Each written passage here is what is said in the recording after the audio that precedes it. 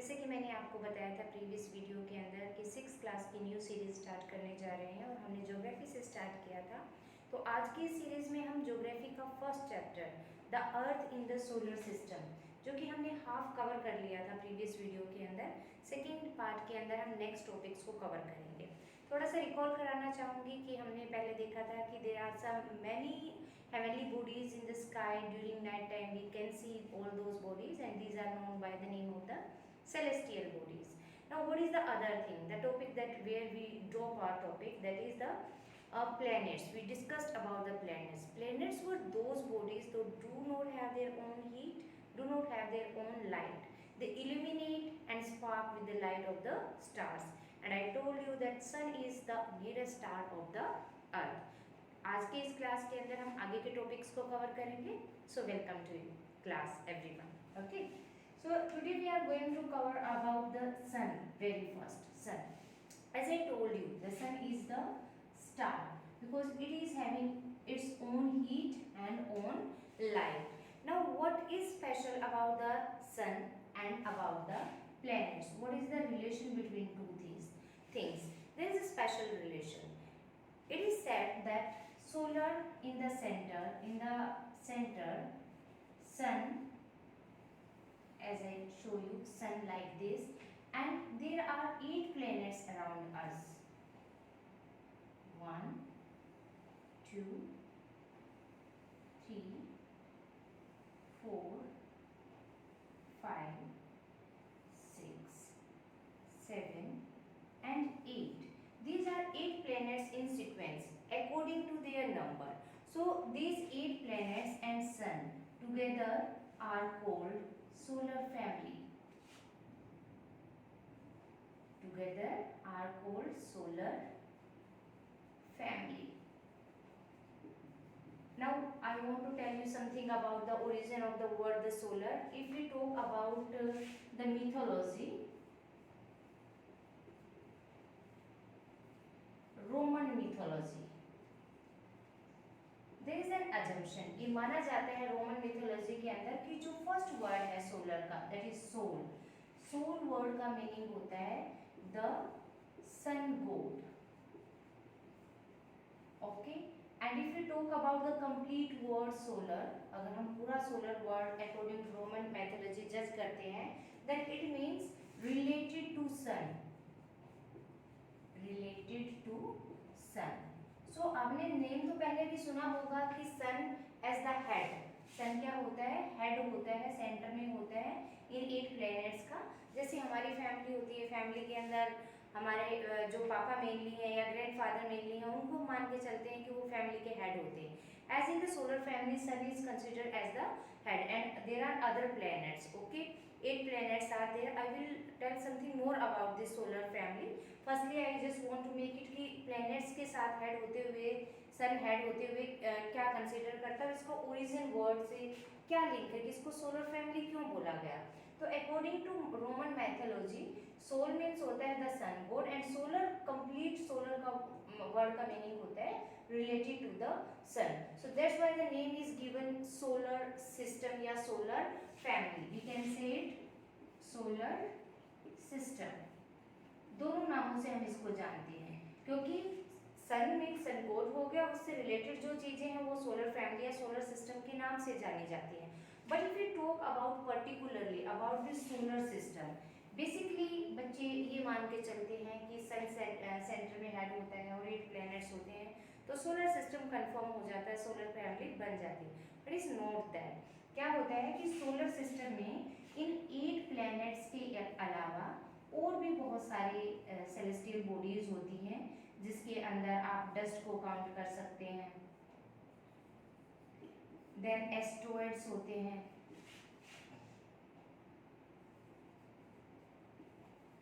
Meteoroids होते हैं, ये सब सैटेलाइट्स होती हैं. सॉरी, ये सब मिलकर क्या फॉर्म करते हैं, हमारे सोलर फैमिली को फॉर्म करते हैं. So sun as the head in the center, 8 planets and different celestial bodies like asteroids and meteoroids and satellites and dust particle all together form solar system or solar family. Okay, this is all about solar family. Now what it is saying कि क्या कहता है कि these are according to the sequence, first number, second number, third number, fourth number, fifth number, sixth number, seventh and eighth. You can recall this like this कि first second third ऐसे sequence में आप numbering दे सकते हैं planets की, but how you will remember their name according to sequence. There is a trick for that. That is I just want to erase it.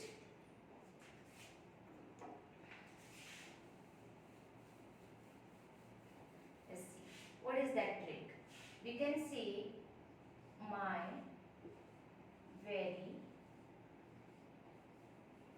efficient mother just served us nuts. How it will help to you? We will take the first letter of every word, first alphabet of every word. My से बनेगा आपका mercury. Okay. B से बनेगा आपका Venus. Then E से बनेगा आपका अर्थ. Then M से बनेगा आपका मार्स. देन J से बनेगा आपका जुपिटर. देन S से बनेगा आपका सैटर्न. देन U से बनेगा आपका यूरेनस. एंड N से बनेगा आपका Neptune. So in this way, by remembering this sentence, my very efficient mother just served us nuts, you can learn the name of the planets in sequence. So here you can write it's Mercury, then Venus, then Earth, then Mars, then Jupiter, then Saturn, then Uranus, and then Neptune. So according to sequence, you can learn by this trick. Okay, once more you can revise that my very efficient mother just served us nuts. So in sequence you are able to learn this thing. Now what is the other thing about sun?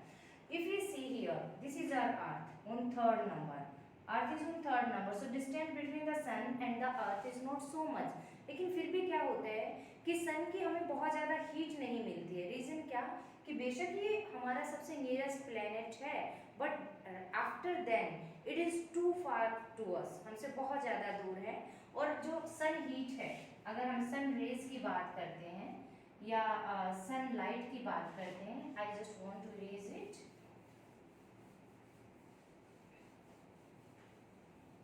अगर हम sun light की बात करते हैं तो इसको travel करने में काफ़ी टाइम लग जाता है. ये 3 लाख किलोमीटर पर आवर की स्पीड से ट्रेवल करती है. आफ्टर देन इसको हमारे तक पहुंचने के लिए, अर्थ तक पहुंचने के लिए सनलाइट को 8 सेकेंड्स का टाइम लग जाता है. ठीक है. सो ये एक रीजन ये भी है. सेकेंड रीजन ये है कि अर्थ के चारों तरफ क्या होता है, एटमॉस्फेयर होता है. ड्यू टू दैट एटमॉस्फेयर क्या होता है कि जो एटमॉस्फेयर होता है it's like a blanket of air. हमारी अर्थ के चारों तरफ अर्थ एयर का ब्लैंकेट टाइप होता है और जो सन रेज को डायरेक्ट आने से हम तक प्रिवेंट करता है. तो 2 रीजन है कि टाइम भी लग जाता है, नज़दीक होने के साथ, सबसे नज़दीक होने के साथ साथ दूरी इसकी बहुत ज़्यादा अर्थ से है. तो ये सारा हमारा क्या कहलाता है, इसकी वजह से क्या होता है कि सन हीट बहुत ज़्यादा हमें फील नहीं होती है. ठीक है. तो ये हो गया आपका सारा sun and the solar system and about the planets. We are having 8 planet in the solar system. अगर हम बात करें आज से कुछ समय पहले की, तो there were 9 planets in the solar system. जो हमारा सबसे लास्ट वाला जो प्लैनेट था प्लूटो, इसको आज के टाइम प्लैनेट फैमिली से एक्सक्लूड कर दिया गया है. क्यों एक्सक्लूड कर दिया गया है कि जो एस्ट्रोनॉमर्स होते हैं, do you know who are the astronomers? I am just going to tell you about astronomers also. Astronomers, उन्होंने क्या डिसीजन लिया कि Pluto is not too big to be count as a planet. They said it is a dwarf planet. Dwarf planet का क्या मतलब होता है? Dwarf का मतलब होता है बोना, जो छोटा होता है, ठीक है? तो they said that it is not like that having like that size of other planets. It's a dwarf planet. तो इन्होंने इसको फैमिली, सोलर सिस्टम की फैमिली से, प्लैनेट्स की फैमिली से बाहर कर दिया है, बोना ग्रह बताया गया है. अब now the question is who are astronomers?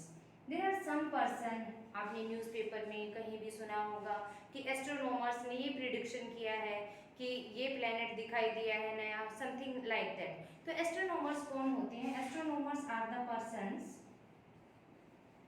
Who do study of the celestial bodies.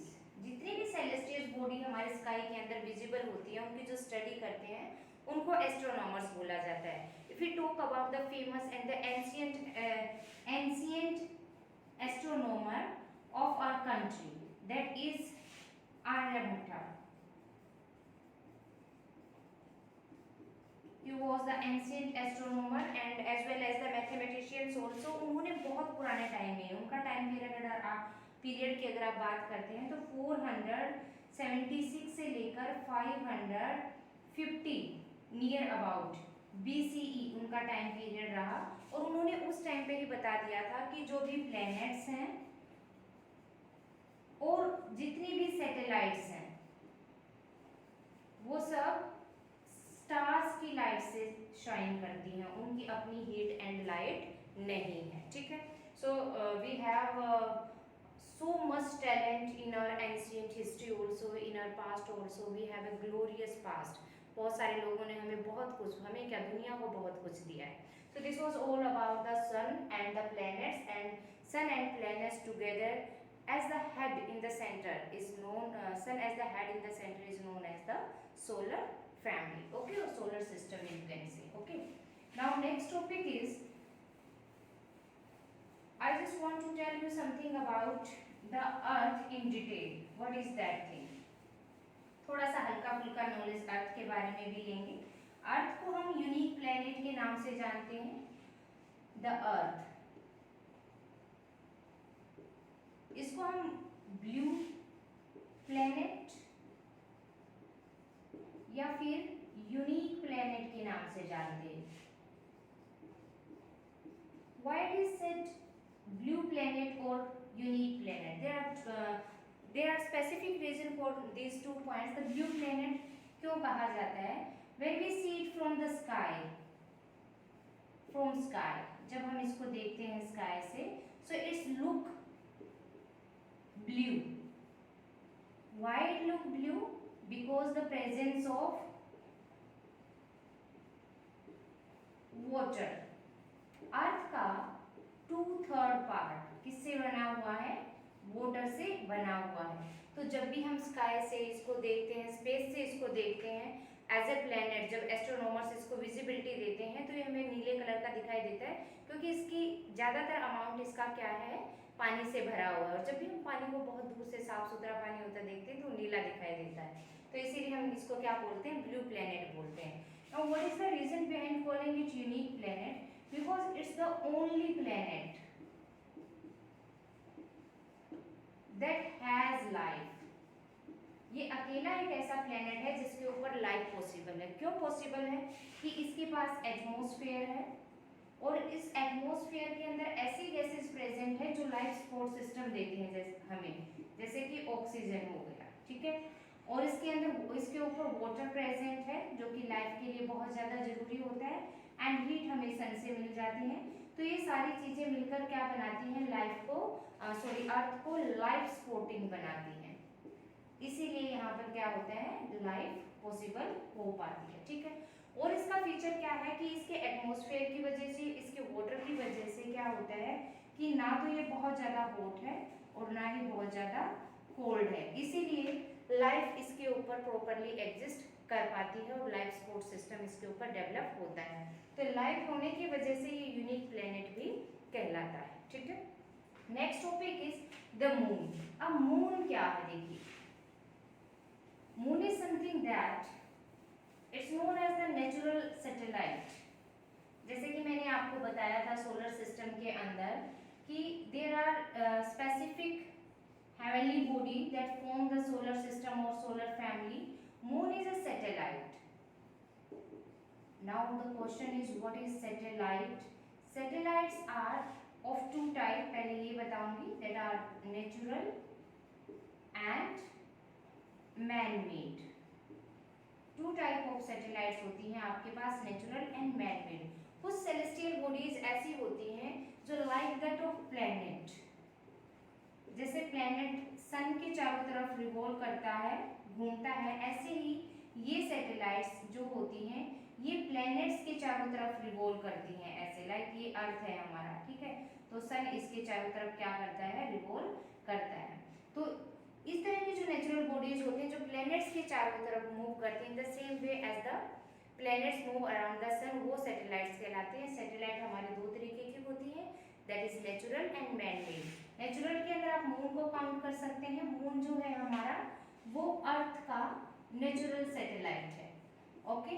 और अगर मैन मेड की बात करें तो बहुत सारे हैं हमारे पास। अगर हम इंडियन की बात करते हैं तो इनसेट है, IRS की बात करते हैं तो हम इंडियन सैटेलाइट्स के एग्जांपल दे सकते हैं, जैसे इनसेट, इसकी फुल फॉर्म होती है Indian satellite, Indian national satellite system, national satellite system. और अगर आप दूसरा एग्जांपल देना चाहें तो एडुसेट का एग्जांपल दे सकते हैं आप। एडुसेट के अंदर क्या होता है हमारा, इट्स इंडियन एजुकेशनल सैटेलाइट। इसको किस लिए लॉन्च किया गया था कि जो अर्बन और रूरल एरियाज हैं हमारे, अर्बन एंड रूरल एरियाज, गांव में और शहरों में जो डिस्टेंस लर्निंग होती है कि आप स्कूल या यूनिवर्सिटीज में जाए बगैर भी एजुकेशन गेट कर सकते हैं, डिस्टेंस एजुकेशन को प्रमोट करने के लिए, बढ़ावा देने के लिए अर्बन एंड रूरल एरियाज के अंदर इस सैटेलाइट को लॉन्च किया गया था। अभी लॉन्च कैसे की जाती है, मान लो ये अर्थ है, एक रॉकेट के थ्रू, ये अर्थ है हमारी, एक रॉकेट के थ्रू इनको भेजा जाता है स्पेस के अंदर, और ये जो ऑर्बिट होता है इनका जिसपे ये मूव करती रहती हैं सन के चारों तरफ, उस ऑर्बिट में इसको सेट कर दिया जाता है रॉकेट के थ्रू सैटेलाइट्स को। और ये मेनली किस पर्पज में काम आती हैं, या तो कम्युनिकेशन पर्पज में काम आती हैं कि आप जो आपका टेलीफोन है या IT से रिलेटेड जो ईमेल्स वगैरह है, ये सारा सिस्टम जो होता है कम्युनिकेशन पर्पज में काम आती हैं ये, या फिर रिकॉर्डिंग करनी होती है आपको हेवनली बॉडीज की, उनकी मूवमेंट्स के बारे में, मूवमेंट्स रिकॉर्डिंग, उसमें भी ये काम आता है, ठीक है, ओके। तो सैटेलाइट्स हो गई आपकी। हमारा जो अर्थ का नेचुरल सैटेलाइट सिर्फ एक ही है, बहुत सारे प्लैनेट्स ऐसे भी हैं जिनके मोर देन 60 सैटेलाइट्स भी हैं। This is a question for you, you will tell about the satellites of Saturn, Jupiter and Mars। इन तीनों के आप सैटेलाइट्स के बारे में बताएंगे, okay. Now what is the next thing, moon के बारे में हो गया आपका। अब ये क्या कहता है कि मून हमें क्या होता है, दिखाई देता है, अर्थ से शाइन करता हुआ दिखाई देता है। तो क्या मून की अपनी हीट एंड लाइट है? नो, मून की भी अपनी कोई हीट एंड लाइट नहीं है। जो light and heat earth reflect करती है सन की हीट एंड लाइट को, उसी की रिफ्लेक्शन से ये भी हमें शाइन करता हुआ दिखाई देता है, ठीक है। तो ये अर्थ के काफ़ी नियरेस्ट है और नेचुरल सैटेलाइट्स के अंदर ये काउंट किया जाता है। Now what is the next thing, asteroids and meteoroids. Meteoroids मैं आपको बता देती हूँ क्या होते हैं, सॉरी, क्या होते हैं एस्टेरॉइड्स एंड मीटियोरॉइड्स। एस्टेरॉइड्स क्या होते हैं कि ये स्मॉल पार्टिकल्स होते हैं, particles of dust, and rocks. तो ये स्मॉल पार्टिकल्स जो हमने सोलर सिस्टम बनाया था सन को सेंटर में लेकर, और हमने प्लेनेट शो किए थे, जो हमारा मार्स और जुपिटर होता है, ठीक है। फर्स्ट हमारा मरकरी था, देन वीनस था, देन अर्थ था, देन मार्स और जुपिटर। इनके बीच की जो ये बेल्ट होती है, ये इसके बीच में घूमते रहते हैं सारे डस्ट पार्टिकल्स, जिसको हम एस्टेरॉइड्स और मीटेरॉइड्स के नाम से जाना जाता है। इसको एस्टेरॉइड्स बेल्ट के नाम से भी जानते हैं हम।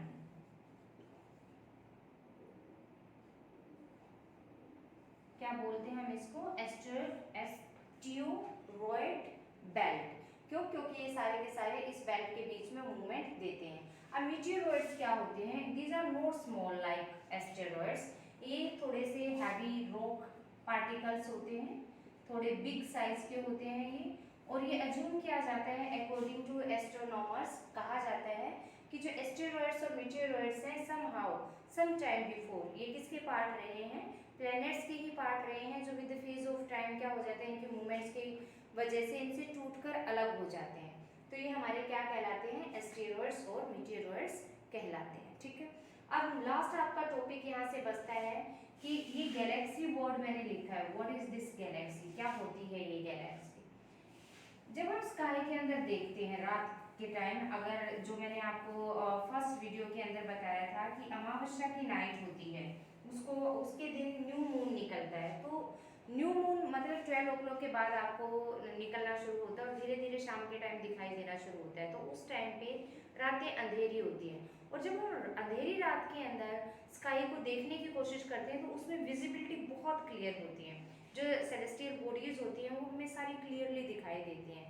अगर उस नाइट में आप स्काई को ऑब्जर्व करने की कोशिश करोगे तो आपको क्या दिखाई देगा कि छोटे छोटे सेलेस्टियल बॉडीज से ऐसा लगता है जैसे कोई वाइट थिंग स्प्रेड की गई हो स्काई के अंदर। तो वो जो बहुत बड़ी वाइट स्टार्स को कह सकते हैं आप, या टिमटिमाते हुए तारे हैं, सेलेस्टियल बॉडीज हैं, ऐसे लगता है जैसे कोई दूध की नदी बह रही है। उसको हम क्या बोलते हैं? गैलेक्सी बोलते हैं। क्या बोलते हैं? गैलेक्सी बोलते हैं। ऐसी एक गैलेक्सी है मिल्की वे। हमारा जो यूनिवर्स है जिसमें हम रहते हैं, जिसमें हमारे सारे planets and all these things we found, जो यूनिवर्स है वो हमारा मिल्की वे गैलेक्सी से बना हुआ है, इसी का पार्ट है। एस्ट्रोनॉमर्स से that we are the part of Milky Way galaxy. इसको हम दूसरा नाम भी देते हैं आकाशगंगा। क्या नाम दिया जाता है? आकाशगंगा। क्यों दिया जाता है कि मिलियंस ऑफ ईयर्स बिफोर, जब पुराने टाइम में लोग स्काई में देखते थे तो ऐसे लगता था जैसे कोई दूध की नदी बह रही है, और वो इतनी लंबी चौड़ी वाइड विजिबिलिटी उसकी होती थी, जैसे गंगा नदी में बहुत सारा पानी बहता है, बहुत लंबी चौड़ी होती है वो, तो इसी तरीके से वो दिखाई देती थी। तो इसीलिए इसका नाम क्या रखा गया कि आकाश में बहने वाली गंगा है, तो इसको क्या बोला गया? आकाशगंगा बोला गया। तो we are the part of which galaxy? We are the part of Milky Way galaxy. और एस्ट्रोनॉमर्स ये बिलीव करते हैं कि यूनिवर्स कोई एक नहीं है, मल्टीपल यूनिवर्स हैं स्पेस के अंदर, ठीक है। तो आज के टाइम भी हमारे जो एस्ट्रोनॉमर्स हैं वो फाइंड आउट करने की कोशिश कर रहे हैं कि यूनिवर्स कहाँ से कहाँ तक कितने यूनिवर्स हैं। हमें अभी तक एक के बारे में ही पता है, that is Milky Way, and we are the part of that Milky Way galaxy. अगर आपको फिर भी कोई क्वेरी रह जाती है तो आप कमेंट बॉक्स में कमेंट डाल के क्वेश्चंस क्वेरीज ले सकते हैं। मैंने आपको दो तरीके से ये चैप्टर कराया। एक तरीके से कि मैंने कल पहले we can see in the previous video, पहले ही मैंने बोर्ड के ऊपर मेन पॉइंट्स को मेंशन कर दिया था, then I elaborate all those points to you. आज मैंने क्या किया कि मैंने स्टेप बाय स्टेप सारे टॉपिक को विदाउट रिटन जैसे जैसे समझाती गई ऐसे लिखा। तो आपको कौन सा मेथड बेस्ट लगता है, कौन से मेथड से आपको टीच किया जाना चाहिए, आप मुझे वो कमेंट सेक्शन में ज़रूर बताएंगे, ताकि फ्यूचर में मैं वही मेथड फॉलो कर सकूँ। आगे की वीडियोज़ के लिए वेट करते रहिए। बाय।